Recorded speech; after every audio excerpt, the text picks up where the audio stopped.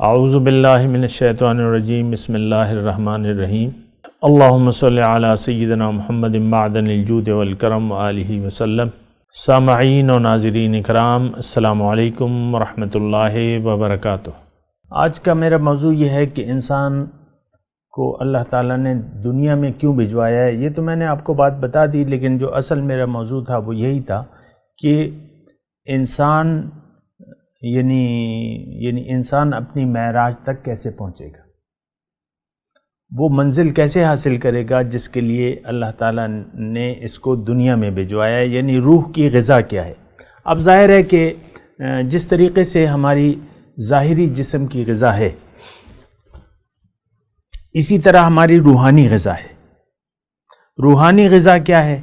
یہ بڑا اچھا سوال ہے، اور اس کے بارے میں عام طور پہ تو ہم جاننا نہیں چاہتے، لیکن ہمیں اپنا ادراک کرنا چاہیے، اپنی حقیقت کو بھلا کے زندگی نہیں گزارنی چاہیے، ورنہ کیا ہوگا، ورنہ ہماری بربادی ہے۔ یہ بات نوٹ کر لیں، اگر آپ نے اپنے آپ کو اور اپنی حقیقت کو بھلا کے زندگی گزاری اور ظاہر ہی کو آپ نے اپنے مد نظر رکھا، تو اس میں آپ کا روحانی نقصان ہے۔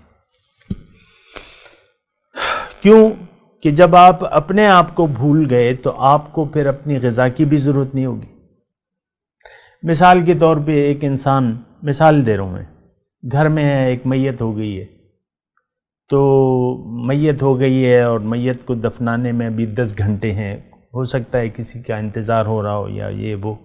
اب کھانے کا ٹائم ہو گیا، اب ظاہر ہے کہ جو مہمان آئے ہیں یہ وہ تو کھانے کے بغیر تو نہیں رہ سکتے نا۔ اب سارے لوگ کھانا کھا رہے ہیں، مردے کو جو ہے، جو مردہ پڑا ہوا ہے، جو میت پڑی ہوئی ہے، اس کو کوئی کھانا ہی نہیں دے رہا، یہ وہ پڑی ہوئی ہے، بس ایک صاحبہ ہیں، بس وہ اس کے چہرے سے مکھیاں جل رہی ہیں، لیکن کھانا سب لوگ کھا رہے ہیں، مصروف ہیں۔ ظاہر ہے کہ بھوک، یعنی انسان تو بھوکا تو نہیں رہ سکتا نا، تو مردے کو غذا نہیں دے رہے، کیونکہ سب کو پتہ ہے یہ تو کھا ہی نہیں سکتی، یہ تو مردہ ہے۔ اسی طرح دیکھیں، ہم اپنی روح کی غذا سے ناواقف ہیں، کیونکہ وہ مردہ ہے۔ انسان مردہ پیدا ہوتا ہے، یہ بات نوٹ کر لیں۔ روح جو ہے مردہ ہوتی ہے، اس کی غذا جو ہے، جب تک آپ اس کو غذا نہیں دیں گے وہ مردہ رہے گی۔ یہ نقطہ نوٹ کر لیں، جب تک آپ اس کا یعنی خیال نہیں کریں گے کہ بھئی اس کو بھی غذا چاہیے، تو وہ مردہ رہے گی۔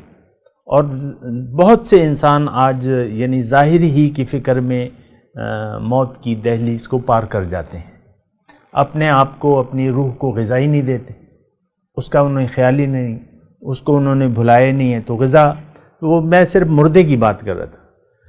تو انسان کو احساس اس وقت ہوگا کہ بھئی میں تو کچھ اور بھی ہوں، میری حقیقت تو کچھ اور ہے، اس کی غذا کیا ہے؟ یعنی یہ سوال ہے، بڑا اچھا سوال ہے، روح کی غذا کیا ہے؟ دیکھیں، اب اس کے جواب کی طرف میں آتا ہوں کہ روح کی غذا میں آپ کو کہتا ہوں اللہ کی یاد ہے۔ کیا؟ ذکر الہی، اللہ کو یاد کرنا جو ہے، یہ روح کی غذا ہے۔ اللہ کو یاد رکھنا، اللہ کو یاد کرنا، یہ روحانی غذا ہے۔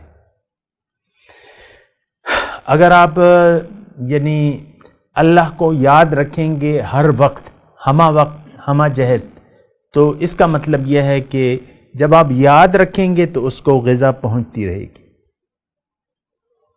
اللہ کی یاد، حضور صلی اللہ علیہ وسلم کی ایک حدیث ہے، آپ نے بھی سنی ہوگی، نہیں تو اس کا مفہوم میں آپ کو بتا دیتا ہوں۔ حضور صلی اللہ علیہ وسلم اپنے صحابہ سے مخاطب ہوئے کہ کیا میں تمہیں نہ بتاؤں؟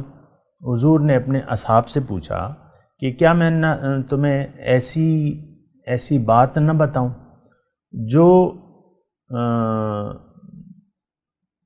یعنی اللہ کی راہ میں، پوری حدیث کا مفہوم مجھے یاد نہیں ہے، لیکن میں جو یاد ہے وہ میں بیان کر دیتا ہوں کہ جو بھی وہ روزہ رکھنے اور مال خرچ کرنے، ڈھیروں مال خرچ کرنے، اللہ کی راہ میں مال خرچ کرنے سے بھی بہتر ہے، اللہ کی راہ میں لڑنے سے بھی بہتر ہے کہ تم اپنی جان بھی پیش کر دو اور کافروں کو بھی مار دو، اس سے بھی بہتر ہے۔ ہر ایک چیز سے یعنی حضور صلی اللہ علیہ وسلم نے فرمایا کہ وہ کام بہتر ہے، کیا میں تمہیں ایسا نہ یعنی ڈھیروں تم سونا چاندی خرچ کر دو اللہ تعالیٰ کی راہ میں، اور یہ کرو یہ کرو، یعنی اچھے اچھے کام سارے حضور صلی اللہ علیہ وسلم فرمائے۔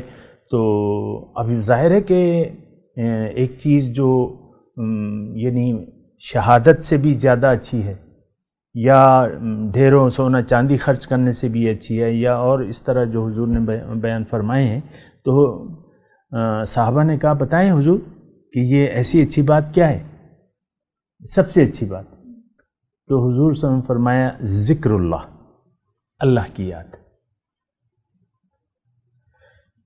اب دیکھیں وہی بات میں نے آپ کو کہی، ظاہر ہے کہ ہم تو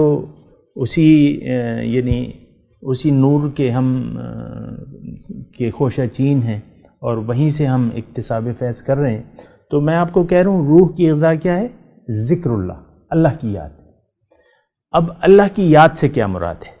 اس میں بھی تھوڑا سا کلام یوں ہے کہ ہم نے اللہ تعالیٰ کی یاد کو محدود کر لیا ہے تسبیح پہ اور ذکر و اذکار پہ۔ ایسا نہیں، یہ اصل میں دین کا ہر شعبہ جو ہے اس کے بارے میں ہم غفلت کا شکار ہیں اور ایک دھوکے کا شکار ہیں، یا ہم نے اس کا معنی بہت محدود کر لیا ہے۔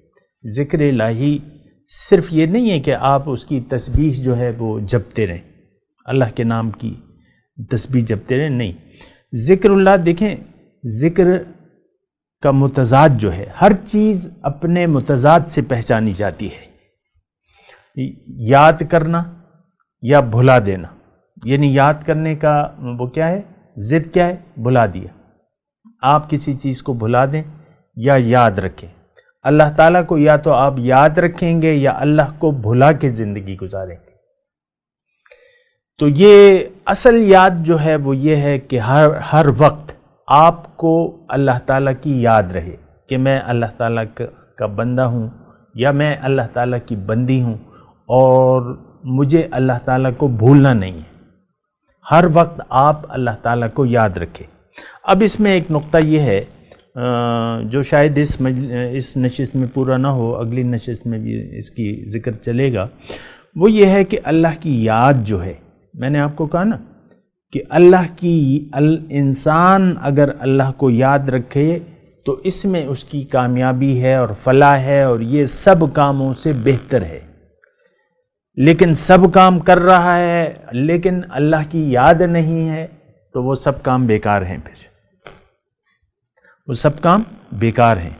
بعض اوقات انسان مال خرچ کرتا ہے لیکن اس میں ریاکاری ہوتی ہے، بعض انسان اپنی لڑائی لڑتا ہے، اللہ کی راہ میں قتال کرتا ہے لیکن اس میں ریاکاری ہو جاتی ہے، اور اسی طرح انسان نماز پڑھتا ہے، اس میں ریاکاری ہو جاتی ہے۔ ہر کام میں ریاکاری آ سکتی ہے، لیکن میں آپ کو یہ بات کہہ رہا ہوں کہ ذکر الہی کی ذرا آپ تفصیل سن لیں کہ ذکر الہی ہے کیا۔ ذکر الہی میں نے آپ کو کہا کہ اللہ کو یاد رکھنا، اللہ کو یاد رکھ کر اگر ہم زندگی گزاریں گے، یعنی اللہ کو یاد کر کے اگر ہم زندگی گزارتے رہیں گے تو اس میں ہماری نجات ہے، اور یہ سب سے بہترین کام ہے۔ اب دیکھیں یہ شریعت جو ہے، جو اللہ تعالیٰ نے ہمارے لیے دین نازل فرمایا ہے، اور جو شریعت ہے، اس کا مطلب کیا ہے؟ یعنی یہ ایک نقطہ جو ہے، یہ تو آپ ذہن میں رکھیں کہ اللہ کی یاد میں کامیابی ہے۔ اب یہ جو دین آیا ہے اس میں کچھ عبادات ہیں اور کچھ معاملات ہیں، تو اس میں یعنی یہ کیوں آیا ہے؟ یہ دین کیا ہے؟ یہ زندگی گزارنے کا طریقہ ہے۔ ہر معاملے میں اللہ تعالیٰ کی ہدایت موجود ہے۔ اس میں آپ گھر میں کیسے رہیں گے، بیوی شوہر کے ساتھ کیسا سلوک کرے گی، شوہر بیوی کے ساتھ، یا ماں اولاد اپنی والدین کے ساتھ، یا والدین اپنی اولاد کے ساتھ کیسے سلوک کریں گے، یا باہر آپ اپنے اخلاق کیسے رکھیں گے، معاملات کیسے کریں گے، نماز روزہ حج زکوٰۃ کے اللہ تعالیٰ نے احکامات، یعنی پورے ہماری زندگی پر یہ دین محیط ہے۔ ہر کام کے بارے میں ہدایت موجود ہے۔ یہ شریعت کیا ہے، یہ دین کیا ہے؟ یہ زندگی گزارنے کا ایک طریقہ ہے۔ کہ آپ زندگی کیسے گزاریں. تو اب یعنی اسی بات کو میں آگے لے کے چلوں گا لیکن اگلی نشست میں. وآخر دعوانا ان الحمدللہ رب العالمین. مولاي صل وسلم دائما ابدا على حبيبك خير الخلق كلهم